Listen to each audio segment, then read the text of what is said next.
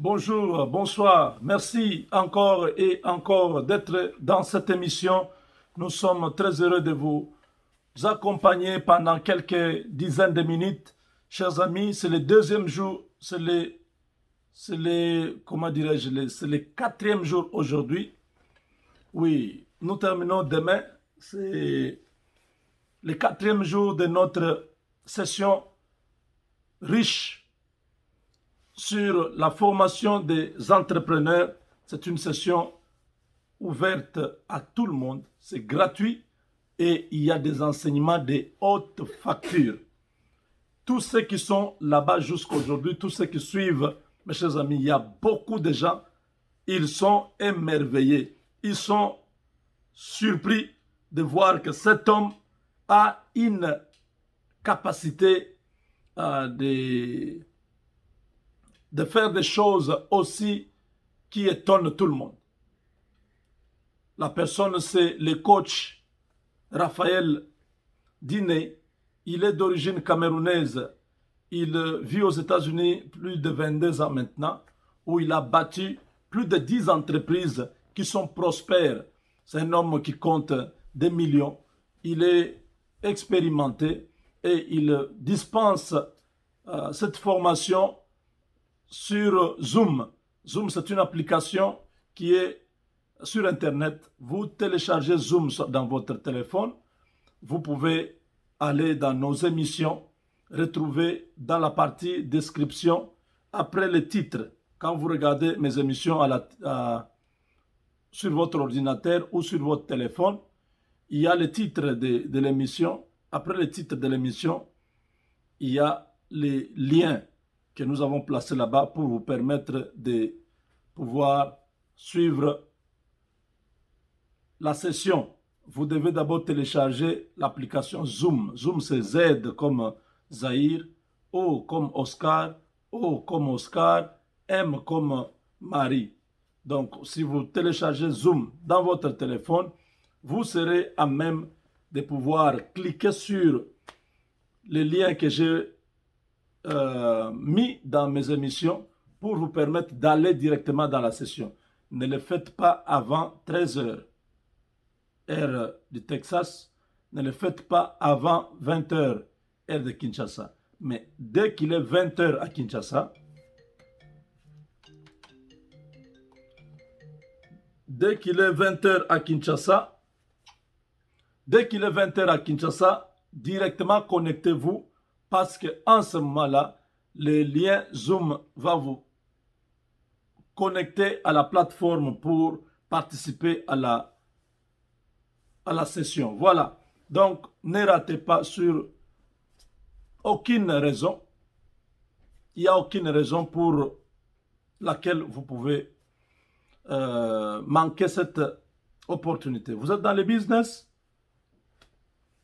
connectez-vous partout dans le monde, au Canada, en Europe, en Afrique, en Asie, partout aux États-Unis, vous êtes les bienvenus. Donc, nous allons clôturer cette première partie demain. Demain, ce sera le 5e jour. Nous allons prendre un break et nous allons reprendre les 5 autres jours au début du mois de décembre. Si vous êtes avec nous dans les Zooms aujourd'hui, vous aurez toutes les informations relatives à la suite. C'est une formation qui prendra beaucoup de jours. Même au mois de janvier, nous allons encore donner une deuxième partie. Il y a beaucoup d'informations. Je vous dis, mes chers amis, il faut participer. Alors, pour tous ceux qui ont besoin d'avoir un avocat, vous êtes aux États-Unis, vous êtes au Canada, vous avez des problèmes, vous avez besoin d'un avocat, contactez-moi. Mon numéro, c'est le 972-891-0976. Ce n'est pas pour l'Europe, hein, seulement pour ceux qui sont au Canada et aux États-Unis. Appelez-moi après l'émission. Je vais vous aider à avoir un avocat. Vous payerez seulement 24,95 $ chaque mois. C'est une expérience que vous ne devez pas rater parce que beaucoup de gens bénéficient déjà des services de ces avocats et c'est une opportunité que nous avons tous à avoir.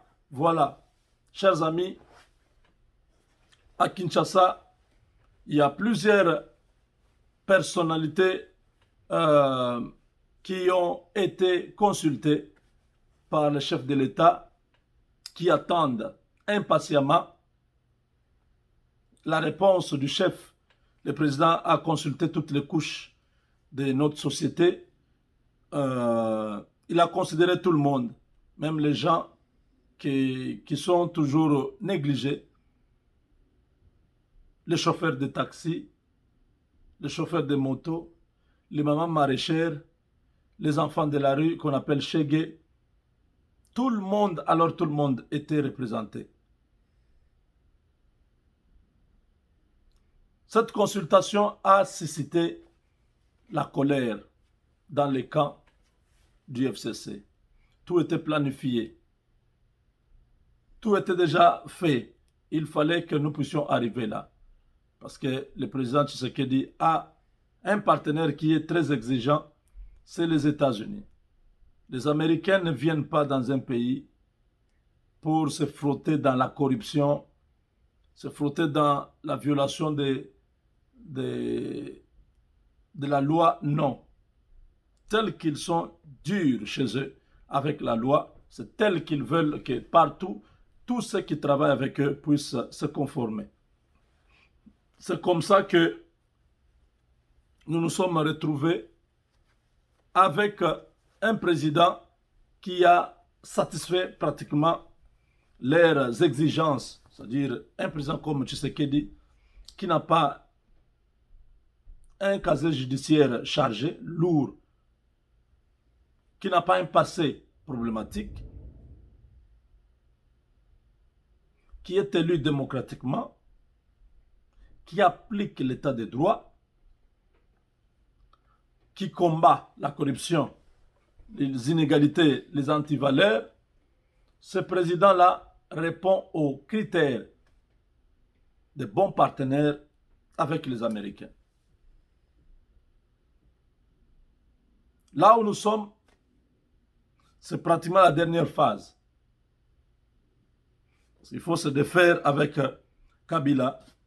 Kabila incarne tout un système interne et externe.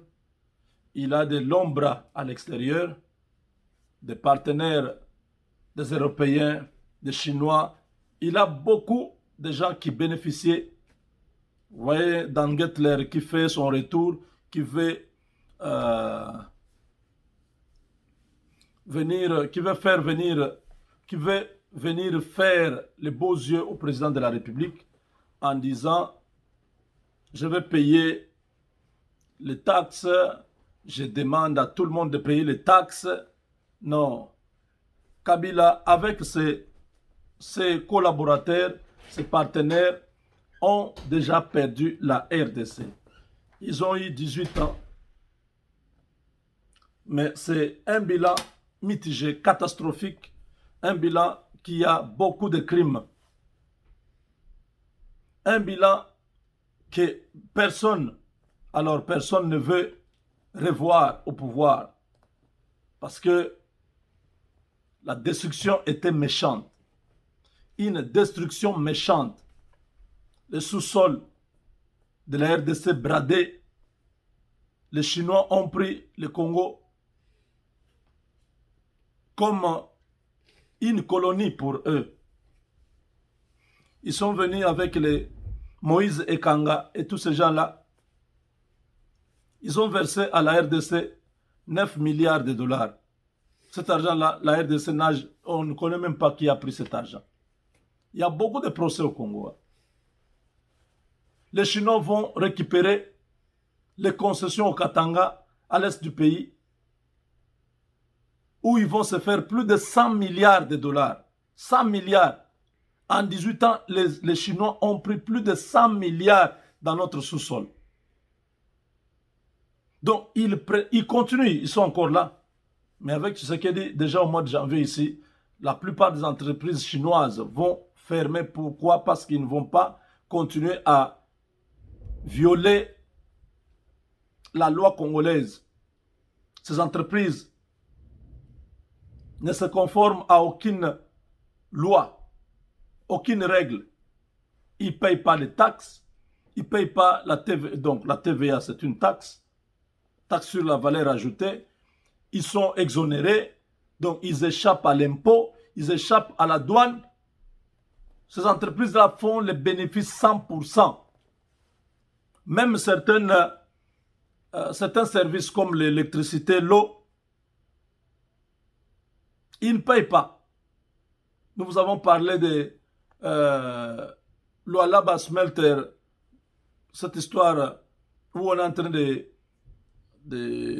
donner la valeur ajoutée aux minerais congolais dans les Lualaba là-bas. Cette entreprise-là ne paye rien. C'est une entreprise de Kabila. Donc aujourd'hui, Félix Tshisekedi est dans une logique de pouvoir mettre de côté l'ancien régime.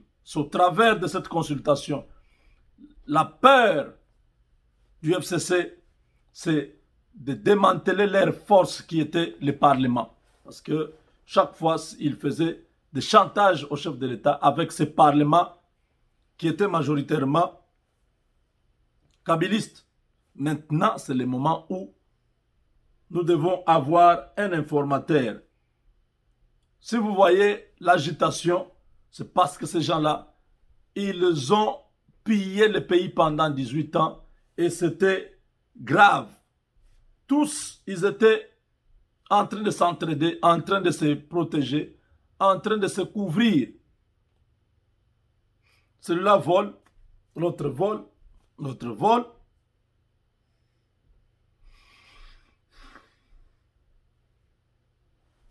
Personne n'était arrêté. Personne. On n'arrêtait personne. Ils évoluent dans l'impunité totale.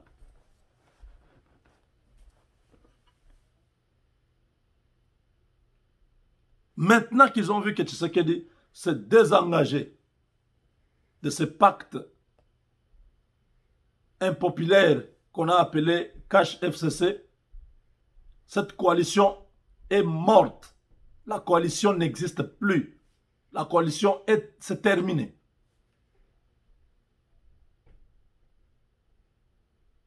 Le mal était profond. Il fallait s'arrêter à un moment donné, dire non, non, au nom du peuple,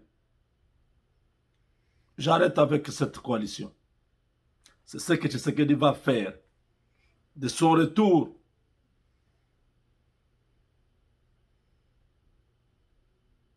du Botswana où il va prononcer un discours qui est attendu. Tout le monde connaît déjà pratiquement ce qu'il va dire. Mais il y a de fortes chances qu'il puisse dissoudre le Parlement. Il y a de fortes chances qu'il puisse mettre carrément le Parlement hors circuit. Mais pour être réaliste, je crois que 20 mois, 22 mois déjà perdus, je donnerai ce conseil au président de pouvoir seulement nommer un informateur.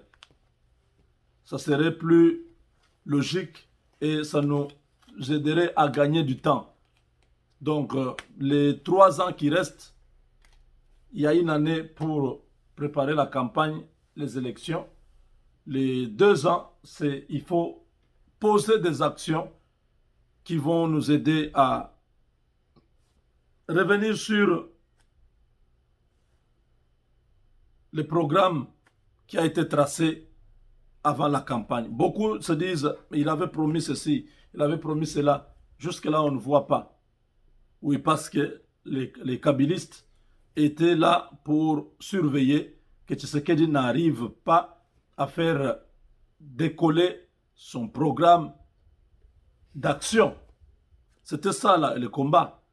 Il pouvait prendre telle décision. Les ministres boudent ça. Ils pouvaient prendre telle décision.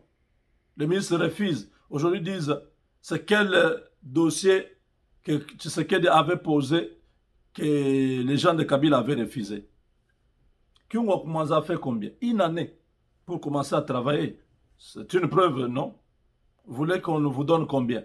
Tous les jours ici, nous avons entendu combien on a saboté. Le ministre des Finances refuse de payer, refuse de donner l'ordre qu'on paye les militaires comme ça. La colère des militaires va s'abattre contre le président de la République. Il y aura mutinerie, il y aura soulèvement des militaires, il y aura putsch, hein, coup d'État. Bref, c'était les stratégies des membres du gouvernement qui appartiennent à la famille du FCC. Aujourd'hui, nous attendons la dissolution du Parlement ou la nomination d'un informateur. Barnabé Milingano, l'homme qui avait le vent en poupe pour se moquer des Congolais, insulter les Congolais, l'homme qui se croyait tout permis, qui riait, qui parlait avec beaucoup de mépris sur des dossiers aussi sensibles de la République, qui insultait le chef de l'État, qui disait qu'il n'est pas compétent, il n'a pas, qu'il démissionne. S'il ne démissionne pas, il va être assassiné. Barnabé Milingano a été arrêté pendant qu'il fouillait déjà la pression populaire. Nous l'avons demandé hier. Nous avons dit, cherchez cet homme-là. Non seulement les services de sécurité, mais que tous les Congolais cherchent ce monsieur-là. Il doit être arrêté. Il doit apprendre dans une république, il y a des limites en tant que citoyen. On ne peut pas dépasser certaines bornes. Je croyais que c'était un Rwandais. Mes frères de Kivu m'ont plusieurs, pas seulement un. Beaucoup m'ont témoigné que cet homme-là, c'est un Mourega, c'est un Congolais. Sa famille est connue, son père était commerçant. C'était un grand homme connu au sud Kivu. Mais c'est un papa qui avait hébergé beaucoup de Rwandais chez lui, qui était toujours dans les milieux des Rwandais, hein, qui a bénéficié aussi de largesse de ces gens-là. C'est comme ça que son fils est resté dans cette logique. Je ne sais pas si c'est vrai, mais c'est quelqu'un qui m'a dit que le papa de Barnabé Milingano était très proche des Rwandais, mais c'est un Kivusien, de père et de mère. Barnabé n'est pas rwandais. Hein, ça, je voulais le dire à ceux qui me suivent. Moi, je ne suis pas de l'Est. Vous qui êtes de l'Est, vous qui connaissez bien le papa de Barnabé, on dit que Milingano, c'est le nom de famille. C'est connu. Les gens qui sont au sud qui vous connaissent cette famille-là, ce ne sont pas des Rwandais. Ce sont les Barega. Alors, il ne faut pas qu'on dise que c'est un Rwandais pendant qu'il n'est pas Rwandais. Mais c'est un valet des Rwandais. Lui, il travaille pour les Rwandais. Un des frères aussi de Barnabé, je crois, ou une sœur m'avait écrit pour dire, ce monsieur-là, c'est notre frère, il fait la honte de la famille. Il fait la honte de notre famille. Il travaille avec les Rwandais, il veut salir la mémoire de notre famille. Il est seul dans cette histoire. Il s'est accroché à Ruberwa, il s'est accroché à ces gens, ces Rwandais-là, pour bénéficier des avantages, ainsi de suite. Aujourd'hui, Barnabé, qui a excellé dans des menaces, des provocations, des paroles méchantes, Barnabé se retrouve devant le tribunal de grande instance de la Gombe, où il est jugé en flagrance. Donc son jugement sera directement, on l'amène à Makala. Il ne va pas dormir aujourd'hui au parquet, il sera à Makala aujourd'hui. Parce que ça, c'est très grave. Parler de l'assassinat du chef de l'État, ce n'est pas de la blague, ce n'est pas la liberté d'expression. Ça, c'est surtout que nous sommes dans une tension provoquée par Kabila, qui ne veut pas être arrêté, qui ne veut pas perdre l'influence dans le pays. Donc, Barnabé aille pour son compte. Nous attendons la suite, nous allons vous communiquer. Avec Dieu, nous vaincrons.